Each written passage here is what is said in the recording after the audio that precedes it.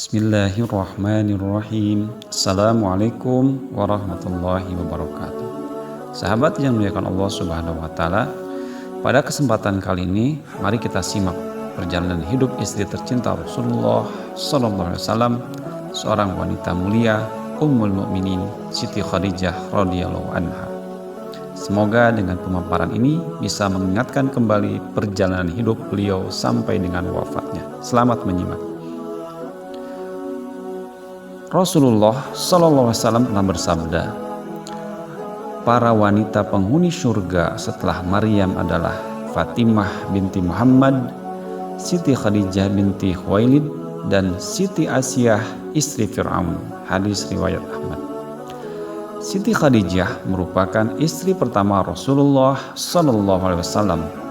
Beliau berasal dari keturunan pembesar Mekah, kabilah Bani Asad dari suku Quraisy. Nama lengkapnya adalah Khadijah binti Khuwailid bin Asad bin Abdul Uzza bin Qusay.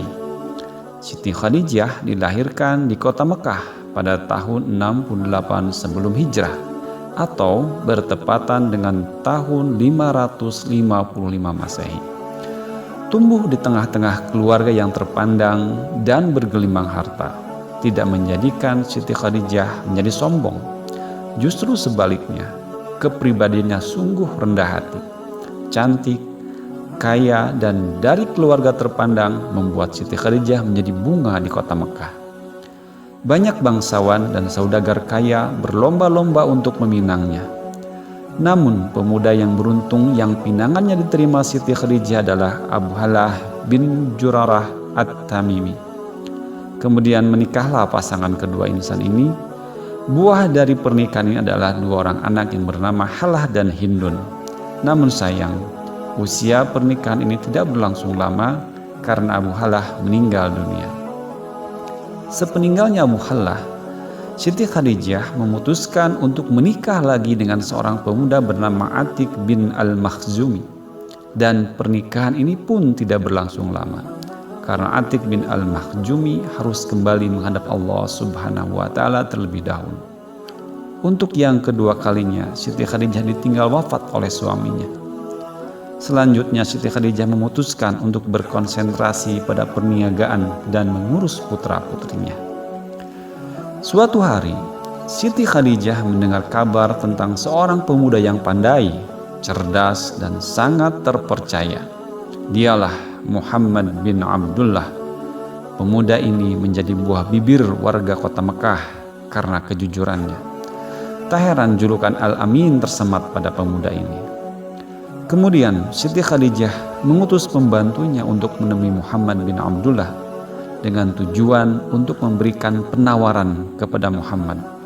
Apakah dia mau bekerja sama dengan cara memasarkan barang dagangan Siti Khadijah ke negeri Syam?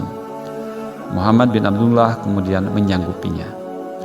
Sebelum rombongan kafilah dagang berangkat ke negeri Syam, Siti Khadijah berpesan kepada pembantunya yang bernama Maisyarah untuk mengamati perilaku Muhammad bin Abdullah selama di perjalanan dan selama berjualan di negeri Syam.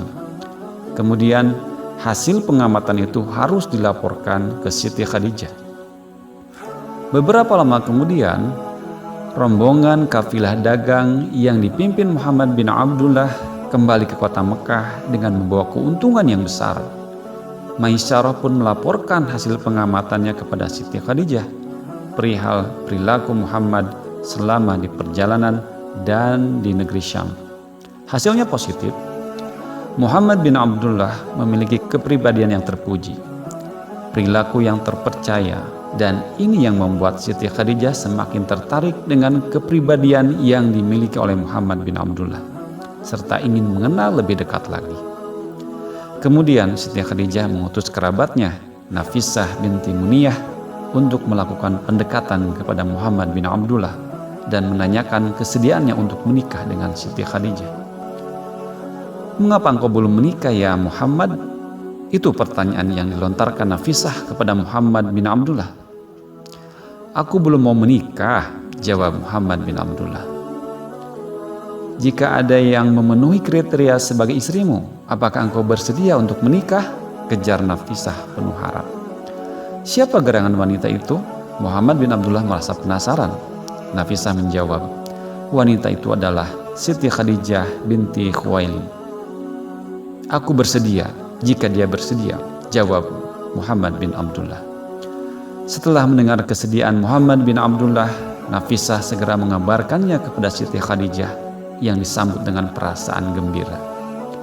Muhammad bin Abdullah segera menemui pamannya Abu Thalib untuk menyampaikan niatnya meminang Siti Khadijah, dan Abu Thalib pun menyetujuinya. Kemudian bersama Hamzah dan keluarga lainnya pergi menuju kediaman Amr bin Asad selaku paman dan wali Siti Khadijah untuk meminangnya. Dengan mas kawin 20 ekor unta muda, Muhammad bin Abdullah menikahi Siti Khadijah binti Khuwailid. Perbedaan usia yang cukup jauh, kurang lebih 15 tahun, serta kesenjangan ekonomi yang lebar antara mereka berdua tidak menghalangi keduanya dalam membangun rumah tangga yang penuh berkah. Dari pernikahannya itu, keduanya dikaruniai 6 orang anak, yaitu Qasim, Abdullah, Zainab, Ruqayyah, Ummu Kulsum, dan Siti Fatimah. Kedua anak lelaki meninggal ketika masih bayi. Selama mengarungi bahtera rumah tangga bersama Rasulullah SAW, Siti Khadijah menunjukkan sikap dan perilaku yang mulia, terpuji. Ketika Rasulullah SAW dilanda kecemasan yang sangat disebabkan peristiwa yang baru saja dialaminya di Gua Hira, yaitu Rasulullah SAW didatangi makhluk yang baru dilihatnya dan menyuruhnya untuk membaca. Iqra, bacalah. Padahal Rasulullah SAW tidak bisa membaca.